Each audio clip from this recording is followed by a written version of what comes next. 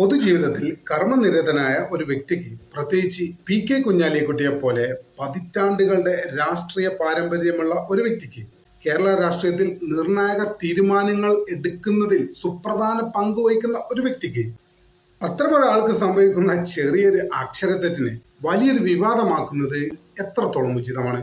ഒരു MBA ബിരുദധാരിയായ, ഭരണതന്ത്രജ്ഞതയിൽ അസാമാന്യ പാഠമുള്ള അദ്ദേഹത്തിന്റെ യോഗ്യതയെ ഇത്തരമൊരു ചെറിയ പിഴവ് ഒട്ടും ബാധിക്കുന്നില്ല എന്നുള്ളതാണ് ഒരു വസ്തുത. എന്ന് മാത്രമല്ല, ഈ സംഭവത്തോട് അദ്ദേഹം പ്രതികരിച്ച ഒരു രീതി ഉണ്ടല്ലോ, അത് അദ്ദേഹത്തിന്റെ വ്യക്തിത്വത്തിന്റെ ഉന്നതിയെ തന്നെയാണ് അടയാളപ്പെടുത്തുന്നത്. വിദ്യാഭ്യാസവും മനുഷ്യ സഹജമായ വീഴ്ചകളും ഒരാളുടെ വിദ്യാഭ്യാസ യോഗ്യതയും ദൈനംദിന ജീവിതത്തിൽ സംഭവിക്കുന്ന അക്ഷരത്തെറ്റുകളും തമ്മിൽ യാതൊരു ബന്ധവുമില്ല. ആൽബർട്ട് ഐൻസ്റ്റീൻ മുതൽ APJ അബ്ദുൽ കലാം വരെയുള്ള മഹാന്മാരായ വ്യക്തിത്വങ്ങൾക്ക് പോലും പല അവസരങ്ങളും ചെറിയ പിഴവുകൾ വരുത്തിയിട്ടുണ്ട് എന്നുള്ളത് ഒരു വസ്തുതയാണ്. ഇത് അവരുടെ ബുദ്ധിശക്തിയുടെ കുറവാണോ? ഒരിക്കലുമല്ല, മറിച്ച് അവർ മനുഷ്യരാണ് എന്നതാണ് അതിലെ വസ്തുത. തിരക്കിനിടയിൽ 1000 ചിന്തകൾ തലച്ചോറിലൂടെ ഓടുമ്പോൾ ഒരു വാക്ക് എഴുതുമ്പോൾ അക്ഷരം മാറിപ്പോകുന്നത് വളരെ സ്വാഭാവികമായിട്ടുള്ള കാര്യമാണ്. ഇത് നമുക്ക് എല്ലാവർക്കും സംഭവിക്കാവുന്ന ഒരു കാര്യം തന്നെയാണ്. നമ്മളിൽ ആരാണ് ഇതുവരെ ഒരു മെസ്സേജ് അയക്കുമ്പോൾ അക്ഷരം തെറ്റാത്തവർ? ഒന്ന് പറഞ്ഞേ. നമുക്കൊക്കെ പലപ്പോഴും തെറ്റാറില്ലേ? അതുകൊണ്ട് തന്നെ ഇത്തരമൊരു പിഴവ് ഒരു നേതാവിന്റെ യോഗ്യതയെ അളക്കാനുള്ള അളവുകോലായി ഒരിക്കലും പരിഗണിക്കാൻ പറ്റില്ല. എന്തുകൊണ്ട് നമുക്ക് ഈ തെറ്റുകൾ സംഭവിക്കുന്നു എന്നാൽ ഇതിന്റെ ഒരു ശാസ്ത്രീയ വശം എന്താ അറിയോ? ശാസ്ത്രീയപരമായിട്ട് പറഞ്ഞാൽ, നമ്മുടെ തലച്ചോറ് വലിയ തീരുമാനങ്ങൾ എടുക്കുമ്പോൾ അല്ലെങ്കിൽ കഠിനമായ കാര്യങ്ങൾ കൈകാര്യം ചെയ്യുമ്പോൾ എഴുത്തുപോലുള്ള യാന്ത്രികമായ കാര്യങ്ങളെ ഓട്ടോ പൈലറ്റ് മോഡിലേക്ക് മാറ്റും. തിരക്ക് കൂടുമ്പോൾ തലച്ചോറിന്റെ ശ്രദ്ധ പല ഭാഗത്തേക്ക് ചിതറുകയും അക്ഷരങ്ങൾ കൂട്ടിയോജിപ്പിക്കുമ്പോൾ പിഴവുകൾ വരികയും ചെയ്യും. ഇത് ഒട്ടും അസാധാരണമായിട്ടുള്ള ഒരു സംഭവമല്ല, മറിച്ച് നമ്മുടെ തലച്ചോർ ഒരു വലിയ യന്ത്രത്തെ പോലെ ജോലി ചെയ്യുന്നതിന്റെ ഒരു സൂചന മാത്രമാണിത്. വലിയ ഉത്തരവാദിത്തങ്ങൾ ചുമക്കുന്നവർ, ചുറ്റുമുള്ള ആയിരക്കണക്കിന് കാര്യങ്ങൾ നിരീക്ഷിക്കുന്നവർക്ക് ഇത്തരം ചെറിയ പിശകുകൾ സംഭവിക്കുക എന്നത് തികച്ചും സ്വാഭാവികമെന്ന് മാത്രമല്ല മാനുഷികവുമാണ്. ഇവിടെയാണ് PK കുഞ്ഞാലിക്കുട്ടിയുടെ മഹനീയത നാം തിരിച്ചറിയേണ്ടത്.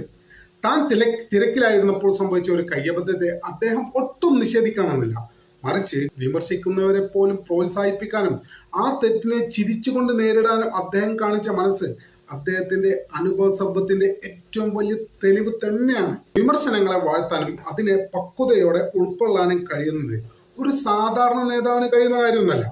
അത് അദ്ദേഹത്തിന്റെ ഉള്ളിലെ മനുഷ്യത്വത്തെയും എല്ലാ തരം മനുഷ്യരെയും ഉൾക്കൊള്ളാനുള്ള അദ്ദേഹത്തിന്റെ വിശാലമായ മനസ്സിനെയുമാണ് കാണിക്കുന്നത്. ഇത്തരമൊരു അവസരത്തിൽ മറ്റൊരു കാര്യം പറയണ്ടേ, നിങ്ങൾ ഈ പരിഹസിക്കുന്നവരുടെ മനസ്സ് മനസ്സിലാക്കാൻ ശ്രമിക്കണം. കാരണം കഴിഞ്ഞ നിയമസഭാ തെരഞ്ഞെടുപ്പിൽ വലിയ തോൽവിയാണ് നേരിട്ടത്. ചരിത്രത്തിലില്ലാത്ത പല കോട്ടകളും തകർന്ന് തരിപ്പണമാക്കി UDF മുസ്ലിം ലീഗ് തൂത്തുവാരിയിട്ടുള്ള ചരിത്രമാണ് കഴിഞ്ഞ നിയമസഭാ തെരഞ്ഞെടുപ്പിൽ കേരളത്തിൽ സംഭവിച്ചത്. അപ്പൊ പിന്നെ ഇതിന്റെയൊക്കെ ഫ്രസ്ട്രേഷൻ എവിടെ കൊണ്ടുപോയി തീർക്കും? നിങ്ങൾ പറ, എവിടെ കൊണ്ടുപോയി ഇവർ തീർക്കും? അങ്ങനെ ഇരിക്കുമ്പോഴാണ് ഇവർക്ക് ഇത്തരത്തിലൊരു സാഹചര്യം വീണ് കിട്ടുന്നത്. അത് അവർ മാക്സിമം യൂസ് ചെയ്യട്ടെ. മാനസികമായ സംഘർഷത്തിൽ നിന്ന് അവർ മോചിതരാവട്ടെ. നമ്മൾ അതിനെ അങ്ങനെയാണ് കാണേണ്ടത്.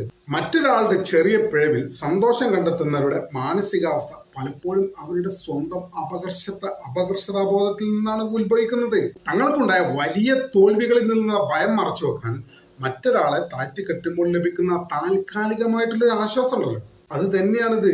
എന്നാൽ ഇത്തരം പരിഹാസങ്ങൾക്കപ്പുറം കുഞ്ഞാലിക്കുട്ടിയെ പോലെയുള്ള ഒരാളുടെ പക്വമായ നിലപാട് കാണുമ്പോൾ ആ പരിഹാസങ്ങൾ സ്വയം അപ്രസക്തമാകുന്നു എന്നുള്ളതാണ് ഒരു വസ്തുത. അവസാനമായി പറയാനുള്ളത്, നമ്മളെല്ലാവരും മനുഷ്യരാണ്.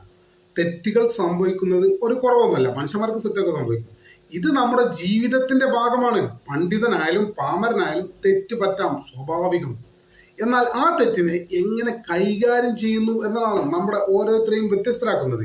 PK കുഞ്ഞാലിക്കുട്ടി കാണിച്ചു തന്ന ഈ പക്വതയും തെറ്റുകളെ അംഗീകരിക്കാനുള്ള ആ വലിയ മനസ്സും നമ്മൾ ഓരോരുത്തരും ശരിക്കും പറഞ്ഞാൽ മാതൃകയാക്കേണ്ട കാര്യമാണ്. ചെറിയൊരു അക്ഷരത്തെറ്റിനേക്കാൾ വലുതാണ് ഒരു മനുഷ്യന്റെ അനുഭവ സമ്പത്തും സ്നേഹവും പക്വതയും എന്നുള്ളത് നമ്മൾ മനസ്സിലാക്കണം. അദ്ദേഹത്തെ പോലെ ഒരു നേതാവിനെ ഇത്രയും ചെറിയ വിഷയങ്ങളിൽ തളച്ചിടുന്നത് ഒട്ടും ശരിയായിട്ടുള്ള ഒരു കാര്യമല്ല. അദ്ദേഹത്തിന്റെ പ്രവർത്തനങ്ങളെയും സേവനങ്ങളെയും മാനിച്ചുകൊണ്ട് നമുക്ക് മാന്യമായിട്ടുള്ള സംവാദങ്ങളിലൂടെ മുന്നോട്ട് പോകാം.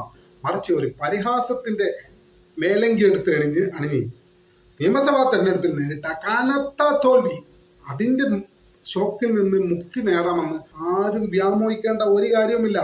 ജനങ്ങളാണ് തോൽപ്പിച്ചത്. ജനങ്ങൾക്ക് വേണ്ടാന്ന് നിങ്ങളെ പിന്നെ ജനങ്ങൾ തോൽപ്പിക്കൂലേ? അതിന്റെ ഫ്രസ്ട്രേഷൻ ഇങ്ങനെയൊക്കെയാണ് വന്ന് തീർക്കുന്നത്. വളരെ മോശമെന്നേ പറയാനുള്ളൂ.